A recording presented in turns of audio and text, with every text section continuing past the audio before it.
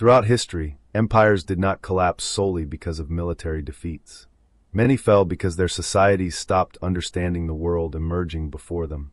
In 1914, Europe believed it was living at the height of stability and prosperity. Within months, it descended into the greatest catastrophe in its history. Today, amid the return of industrial warfare, energy disputes, rivalries between great powers, and a new global arms race, similar signs are once again appearing on the horizon. It is precisely these subjects, military history, geopolitics, war economics, and the transformation of the international order, that we explore in depth on the Café No Front Substack. There, we publish exclusive, dense, and deeply researched articles that do not appear here on YouTube. These are complete studies created for those who want to go beyond headlines and truly understand how wars, empires, and crises shape the real world. And access costs less than a pizza per month. In return, you directly support the project, strengthen independent journalism, and gain access to an exclusive subscriber chat where we debate international scenarios, military history, and the major geopolitical shifts shaping our era.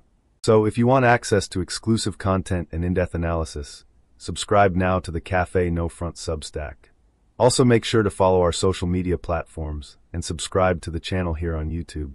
Every week, we publish a special video based on one of the many articles available on Substack, bringing part of that world of analysis and debate to YouTube. And of course, activate the notification bell so you never miss upcoming videos, leave your comment, share this content with friends, and help Café No Front continue to grow. Because understanding history has never been more important for understanding the future. Opening the SIPRI report on world military expenditure for 2025, I felt once again that familiar sensation every historian learns to recognize over the years. The present repeating, with subtle but unsettling variations, patterns we have seen before.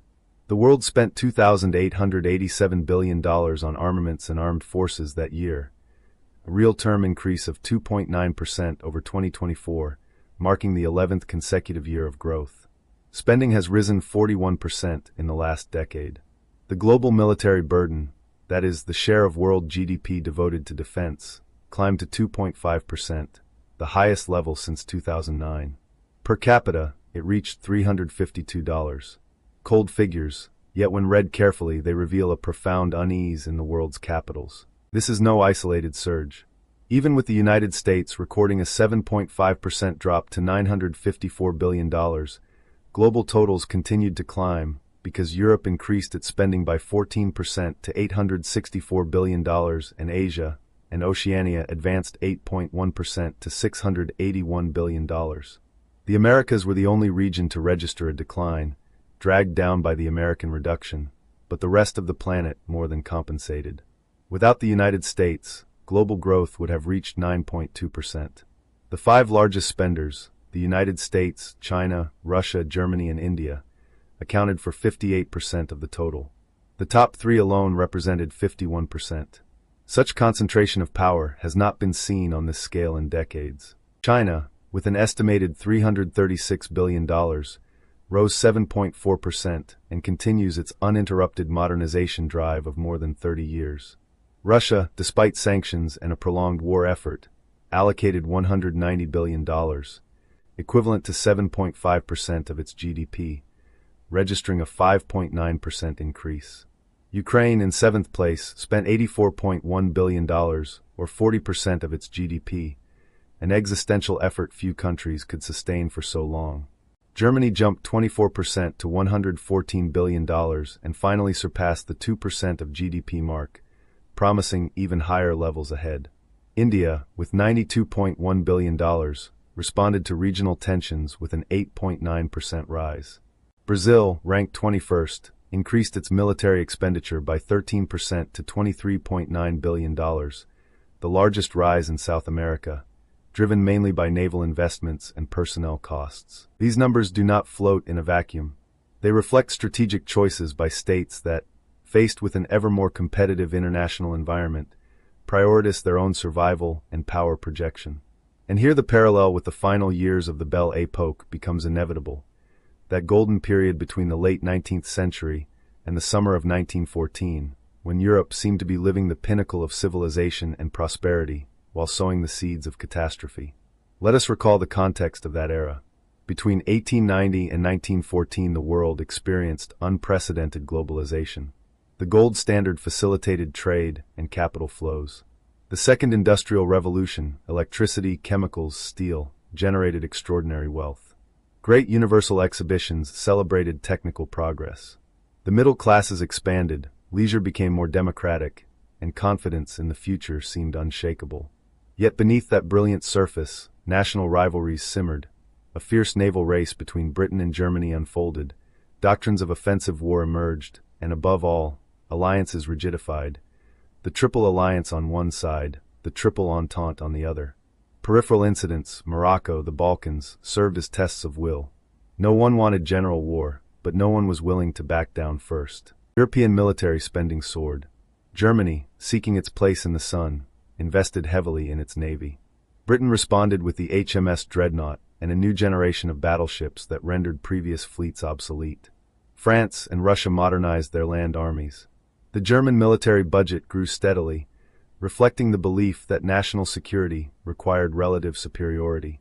Economists of the time, such as Norman Angell in his famous The Great Illusion, argued that economic interdependence had made war obsolete. Trade was so intense that the cost of conflict would be prohibitive for all. History showed how mistaken that optimism was. When we look at 2025, the similarities are striking. We again have a world that is economically interconnected, with global supply chains, integrated finance, and instantaneous information flows. At the same time, we are witnessing a vigorous reassertion of sovereignty and national interest. Europe, after years of relative peace and dependence on American protection, is waking up to the need to rearm in the face of the war in Ukraine and uncertainty about Washington's commitment. The 14% increase in European spending is not budgetary whimsy. It is a response to a deteriorated security environment. Countries such as Poland, the Baltic states, and even Germany, once reluctant, are raising their NATO contributions. Of the 32 NATO members, 23 reached or exceeded 2% of GDP in 2025 according to SIPRI's methodology.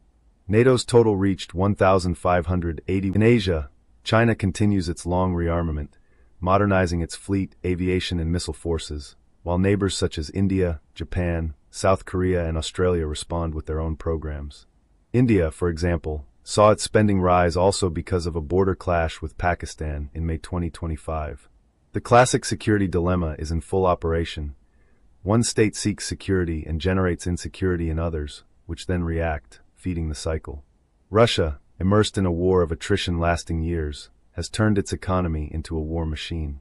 The 7.5% of GDP devoted to defense reveals the price Moscow is willing to pay for what it considers its vital interests. Ukraine, conversely, lives the opposite extreme. 40% of GDP on defense, largely sustained by external aid, but at a devastating human and economic cost. These figures are not abstract. They represent tanks, drones, missiles, soldiers' salaries, and tragically, lives lost or forever changed. What strikes me, as an observer of the long term, is how alliances are becoming more rigid. NATO has expanded both its role and its membership. On the other side, the rapprochement between Russia, China, Iran, and North Korea creates an informal axis that, while not a formal alliance like that of 1914, shares interests in challenging the Western-led order. Incidents in the South China Sea, Eastern Europe, the Middle East, or even South America, such as tensions between Venezuela and Guyana over Essequibo that influenced regional spending, function as the modern Balkans, flashpoints in a powder keg. Brazil is no neutral spectator in this context.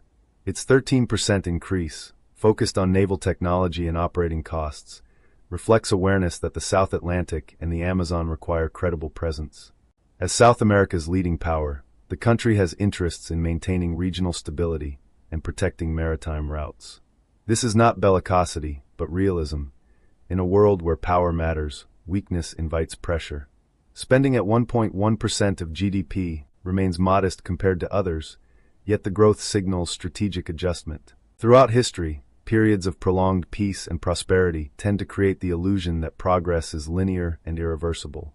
The Belle Époque lived exactly that. The generation of 1914 could not imagine that the war beginning in August that year would last 4 years, cost millions of lives, and destroy the very system that had made it possible. Economic interdependence did not prevent conflict.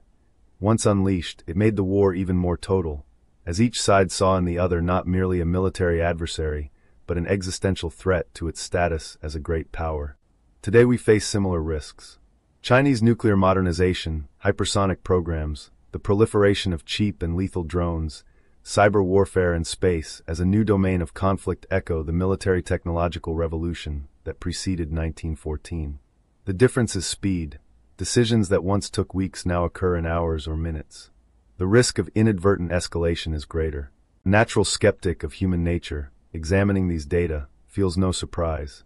States are rational actors within an anarchic system where security is relative. There is no higher authority guaranteeing survival. Hence they invest in military capability even when the economy suffers. The SIPRI report shows that, despite all the rhetoric about sustainable development and international cooperation, defense budgets continue to grow because political leaders, responsible for their populations, know that deterrence remains the best guarantee of peace. The American decline in 2025, though specific and linked to reduced direct assistance to external conflicts, does not change the overall picture of rearmament. The United States remains, by far, the largest individual spender. Its global power projection capability still has no rival. But the fact that the rest of the world is growing faster indicates a gradual diffusion of power. Multipolarity, some call it. I prefer to speak of renewed competition among great powers, with middle and regional powers seeking their space. Reflecting on these numbers, I return always to the same question that has accompanied me when studying the 20th century. Why did the political and intellectual elites of 1914 not see the abyss? There were clear signals: the naval race, exacerbated nationalism, the rigidity of alliances, mobilization plans that made diplomacy too slow to contain crisis. Today there are also signals: hardening rhetoric, massive investment in first strike or deterrence capabilities, the erosion of arms control mechanisms, mutual distrust that prevents genuine agreements. Ukraine's military spending at 40% of GDP is a brutal reminder of what happens when a country is forced to choose between existence and development. Russia, directing 1/5 of government spending to defense, shows the internal costs of a revisionist strategy. Europe, by raising its expenditure to levels not seen in decades, acknowledges that peace is not free. China, with its steady growth, signals strategic patience combined with determination not to accept a status quo it considers unjust. In the Brazilian case, the modest but consistent increase reveals a rational calculation, strengthening capabilities without compromising economic development or unnecessarily provoking neighbors. The Navy, in particular, gains relevance in a world where control of sea lanes and offshore resources may define future advantages. This is not romantic militarism, it is sovereign prudence. History does not repeat exactly, but it rhymes. The Belle Époque ended in trenches and mustard gas. We hope our time ends differently. Yet the lesson of the 2025 expenditure figures is clear. States are preparing for a harsher world, in which military capability is once again the central currency of international politics. To ignore this would be to repeat the error of those who, in 1914, believed the illusion of permanent progress would protect them from the reality of power. Closing the report, one is left with the impression that we are living through a moment of dangerous transition.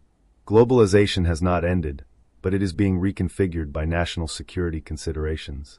Alliances may not be as formal as in 1914, yet they carry equally heavy mutual expectations.